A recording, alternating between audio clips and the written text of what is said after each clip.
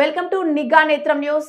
దర్పల్లి మండలంలో BC SC ST JAC ఆధ్వర్యంలో భగత్ సింగ్ రాజ్ గురు సుఖ్దేవ్ల 95వ వర్ధంతిని ఘనంగా నిర్వహించారు, నివాళులర్పించారు.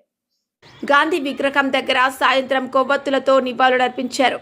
సందర్భంగా బీసీ ఎస్సీ ఎస్టీ నాయకులు మాట్లాడుతూ వారి పోరాట స్ఫూర్తి యువతకు ఆదర్శమని పేర్కొన్నారు. కేంద్రంలోని నరేంద్ర మోదీ ప్రభుత్వం రాష్ట్ర ప్రభుత్వ విధానాలపై విమర్శలు చేస్తూ విద్య, ప్రజాస్వామిక హక్కులు, సంక్షేమంపై ఆందోళన వ్యక్తం చేశారు. కార్యక్రమంలో BC SC ST convener Sambeti Suman, Balayya, Chelimela Narsayya, Maipal, Rakesh, Balareddy, Nandu, Lakshman, నాయకులు, పెద్దలు, యువకులు తదితరులు పాల్గొన్నారు.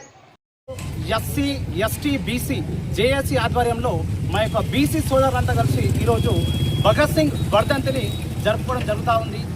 ఈ యొక్క కార్యక్రమం ముఖ్య ఉద్దేశం ఏమిటంటే, ఎవరైతే యువకులంతా కూడా దేశ స్వాతంత్రం కోసం తన యొక్క రక్తాన్ని భరతమాత పుడమి గడ్డపై చిందించి స్వాతంత్రం కోసం పోరాటం చేస్తూ ఉన్నారో అలాంటి వ్యక్తులని ఆదర్శంగా తీసుకొని ఈ రోజు నుంచే మనమంతా కూడా యువత మత్తు పానీయాలకు, డ్రగ్స్కు అటువంటిది అలవాటు కాకుండా విద్యా, వైద్య అనేటువంటి అనేక రకమైన రంగాలలో ముందుకు పోతూ ఈ యొక్క మన స్వతంత్ర సమరయోధులను ఆదర్శంగా తీసుకొని ముందుకు నడవాలని చెప్పేసి ఈరోజు నేను ప్రతి ఒక్క యువకులందరూ కూడా తెలియజేస్తూ ఉన్నాను.